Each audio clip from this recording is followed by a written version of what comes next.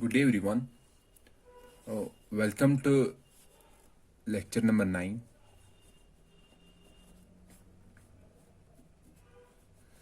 of the course on computer organization and architecture. Up to lecture number 8, we discussed about the language of bits, RISC-V instruction set architecture, and the compilation flow. Okay. Now, if we go back to the previous lectures, the previous content, what we learned, that at the top we have a higher level language program, okay, and we convert that program into assembly format using a compiler. Fine. And assembly program or assembly language that we have studied in this course is RISC-V instruction set architecture. So yes, RISC-V assembly language. Then from here we move to converting assembly language into machine language, and that is done with the help of an assembler.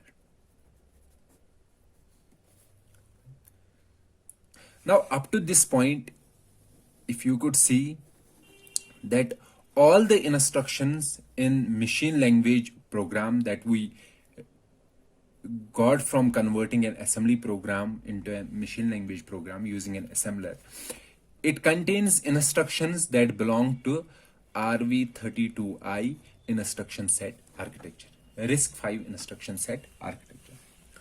So this portion, if we see, this is the software specific.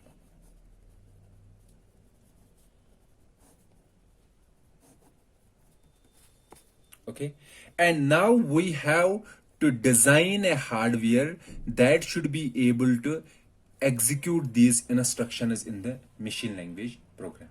Okay, so after this we have to design the hardware, and this RV32I, this instruction set architecture acts as an interface between the software and the hardware. Okay, this interface here is our RISC-V instruction set architecture. So we are done with this portion, converting higher level program to machine language program. We have also discussed this interface, that is RISC-V instruction set architecture. Okay, now remains the designing of an hardware. Designing of a hardware. Okay, or we can say the implementation of our architecture. What was the architecture? RISC-V instruction set architecture implementation, or this implementation is also called a microarchitecture, or we have also named it as an organization.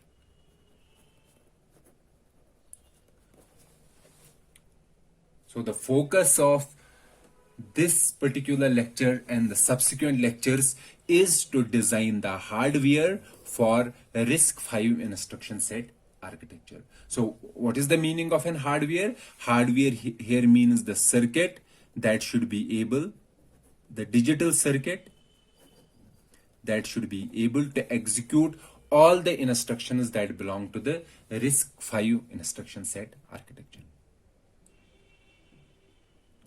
And the subsequent lectures, we will first go with the digital logic. We will discuss the digital logic, and in the digital logic itself we will discuss various circuits that we should be able to design using the digital logic. Then from here we will discuss the processor designing, how we can design the processor. And in digital logic we will learn about the combinational logic and sequential logic. I will make you understand what this combinational and sequential means. Then we have to discuss the processor, how using the digital logic components we can design a processor that should be able to execute RISC-V instruction set architecture.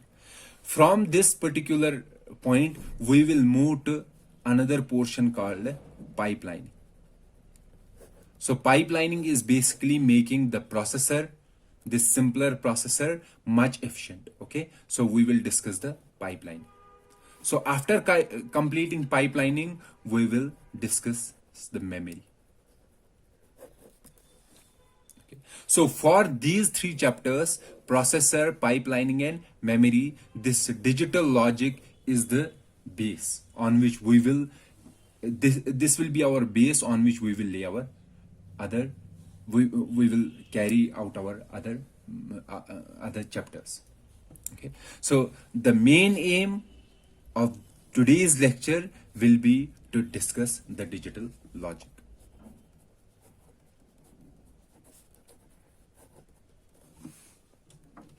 Okay, and in the digital logic chapter, in this particular lecture and the subsequent 1 or 2 lectures, we will discuss various gates, how we can design registers, and how we can design memories.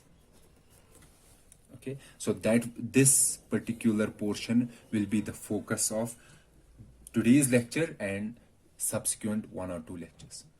And we know that you already have might have done a course in digital logic. So today's course will be a just high level overview.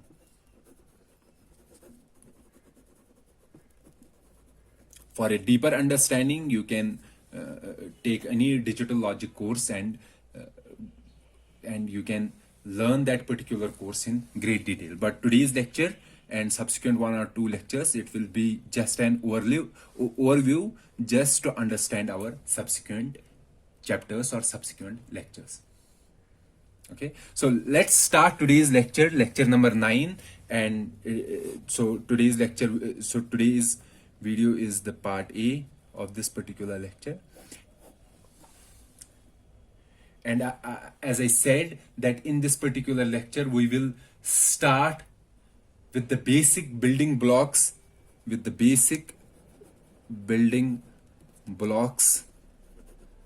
that are used to design a modern processor. Okay, so we won't go in great detail. Our only aim will be to understand logic circuits and their capabilities, high level overview of these different concepts.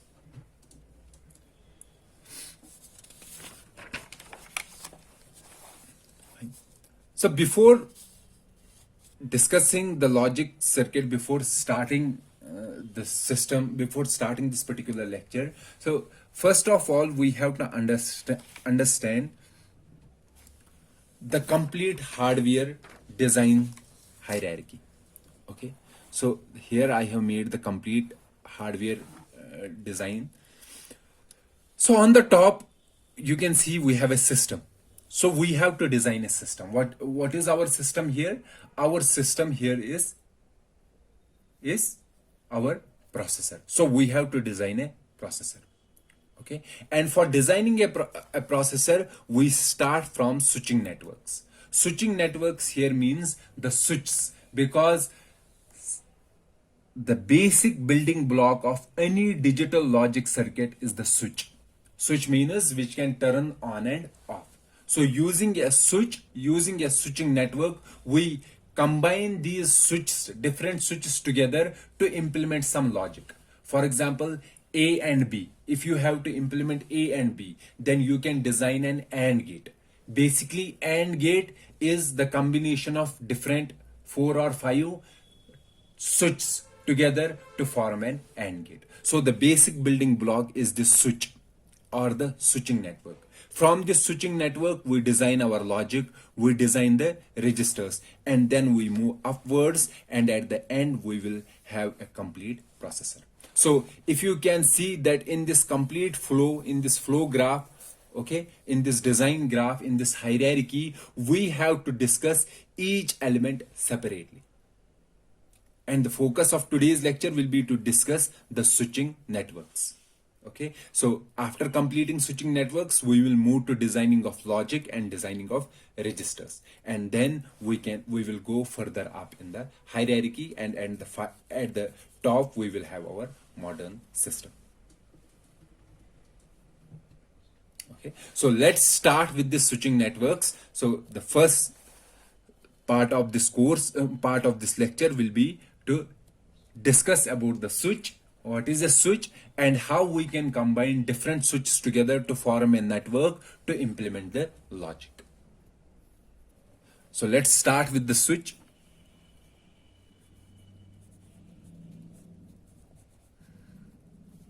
So what is a switch? Switch is basically a circuit that can be either turned on. On means current flows, or off. Off means no current flow. This is the symbol of a switch. Okay, this is a simple definition of a switch that which can be turned on and off. And in our logic, in our digital systems, transistor acts as a switch. So we can say that the basic element, basic building block of any design, of any circuit is this transistor. Of any digital system is this transistor. Okay, so the first thing that we will discuss is to discuss the basic building block of the transistor. How we will, the first thing will be to discuss this transistor, the structure of the transistor, and how it acts as a switch, this transistor. Okay, so let's discuss about the transistor. So you may be well aware that all the transistors are made of silicon, because silicon is a semiconductor, and we dope this silicon either with group third elements,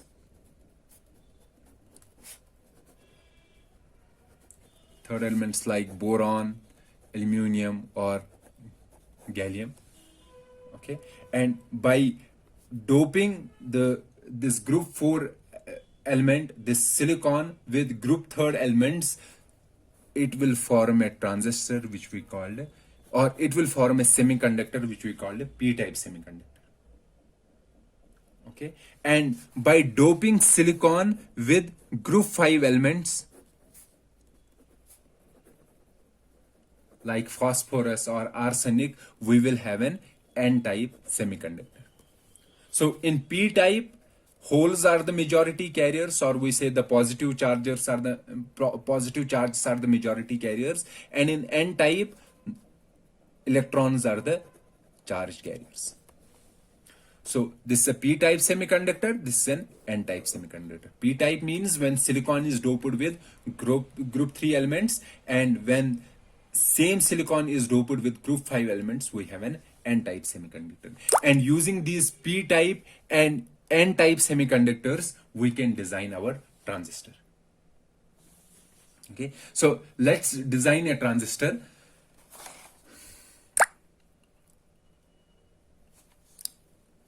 So we have two different types of transistors. You may be well aware about the transistors. We have a p-type transistor and we have an n-type transistor. Okay, let's make the first n-type transistor, which we also called NMOS. Okay, let's make an n-type transistor. The n-type transistor is like this. We have a p-type substrate. This is complete p-type. And in this p-type, we have two wells of n-type.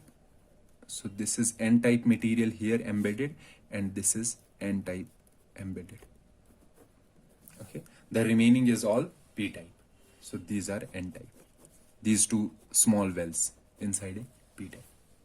And on top of that, we have a gate.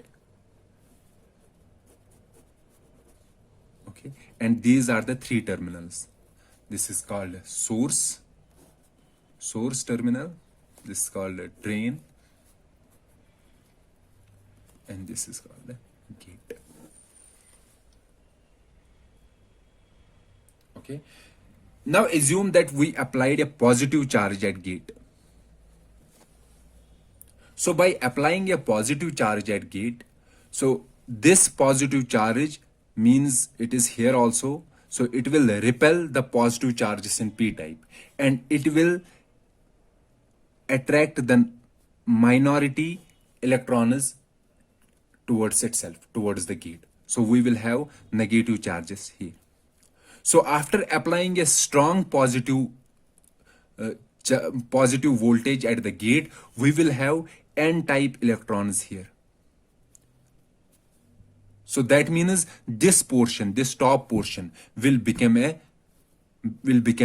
n-type, because it will have negative charges as majority charge carriers. So we will have a channel formed here between these two n-type wells. So we can see this entire portion becomes n-type. So n-type means that the negative charges can freely move here.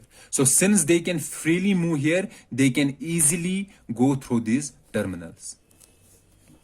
Okay, so by applying positive voltage, there is the flow of charge. So when there is a flow of charge, we say there is current. Okay, so we are saying that if we apply positive voltage at gate, there is the formation of a channel between these two n-type wells, and due to the formation of that channel, current can easily flow. So that means by applying the positive voltage, we have the flow of current. And by applying a negative voltage at the gate, or we can say the zero voltage. So if we apply a negative voltage here, there won't be any negative charges here, or we can say there won't be any electrons. So here we have only holes. So there won't be any formation of channel here. So the circuit is broken here. Okay, so the current will not flow from this terminal to this terminal. So there is no flow of current in case of applying a negative voltage at the gate. So there is no current. Thus you can see here that NMOS transistor, the symbol of NMOS transistor is like this. So I'm making a symbol here.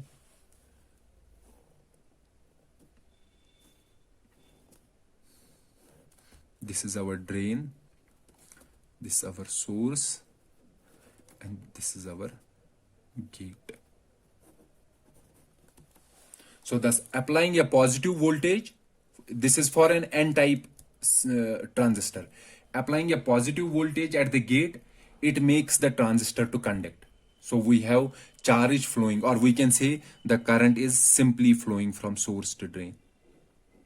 So there is the formation of this circuit. And by applying a negative voltage or zero voltage at the gate, there is no channel formation here. So current won't flow from one point to another point. So we can see that here our transistor can act as a switch. Okay, switch means that at one particular point of time it will allow current to pass, at the another time it won't allow current to pass. So we can use this transistor as a switch. So this was the example, this was the design of an n-type transistor, which we called NMOS. So let's do the same with the p-type transistor, which we called PMOS. Let's make a PMOS here. So the PMOS will be, it will have, instead of an n-type, p-type substrate in NMOS, we have an n-type substrate. And in n-type substrate, we have two small wells embedded, which are of p-type. And similarly, we have source terminal and drain. And here we have our gate terminal. By applying positive voltage at gate, okay, if we apply a positive voltage at gate, so applying a positive voltage means here it will attract a negative charge carriers. Okay, so attracting a negative charge carriers, here is our p-type, there won't be any flow of current. because there is no free channel from one p type to another p type. The charged carriers cannot easily flow from this p type to this p type. However, if we apply a negative voltage means that from this n type substrate it will attract positive carriers.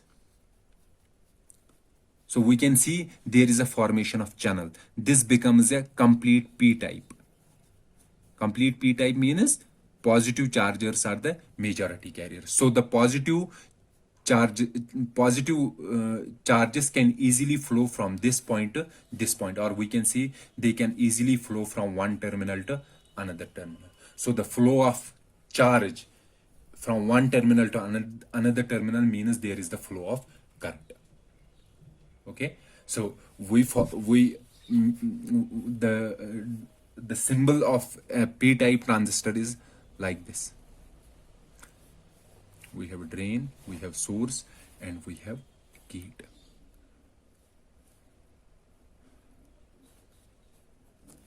Okay, so only difference is that here we have this circular shape as compared to an n-type transistor. So here it says if we apply a positive voltage, the transistor acts in off mode. If we apply a negative voltage or zero voltage at the gate, transistor conducts. Okay, so the p-type and n-type transistors, so we can use them as a switch. Switch means we can connect this, or we can see that, let's suppose we have two wires here. We will embed a transistor here.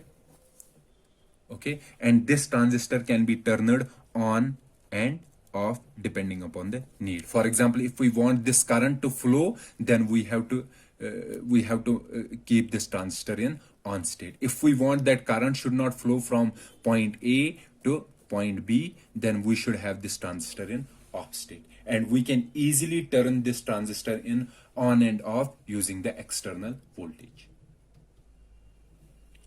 So this was all about the transistor and the different types of transistors, p-type transistor and an n-type transistor. So let's see how we can make logic gates using transistors.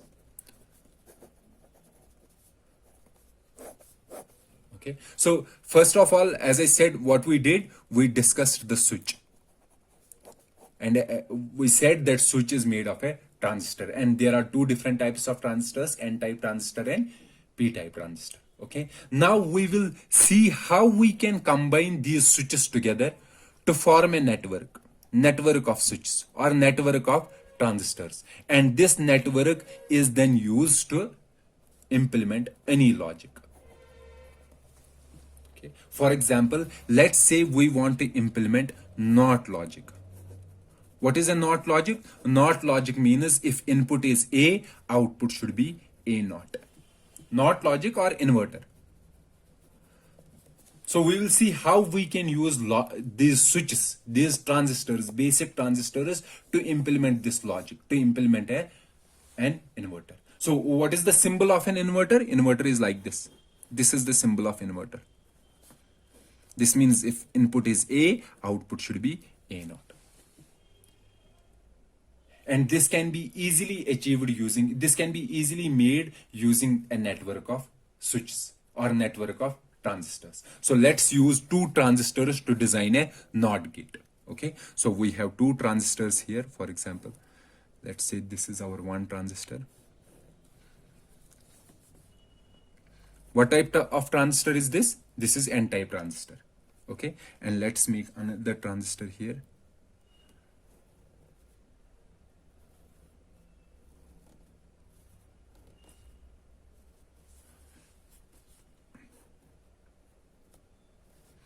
What type of transistor is this? This is p-type transistor. This is n-type transistor. This is p-type transistor.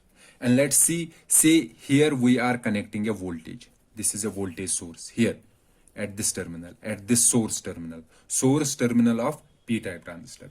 And the drain terminal of n-type transistor is connected to earth. So this is our transistor 1. This is our transistor 2. So transistor 1 is n-type and transistor 2 is P type. Let me make this diagram here again.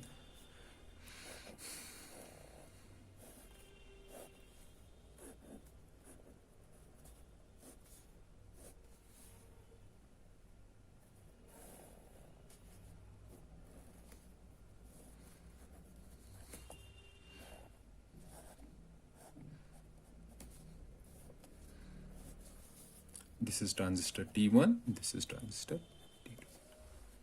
Okay, and this is the gate of one terminal, gate of one transistor. This is gate of another transistor. Let us connect these two gates together.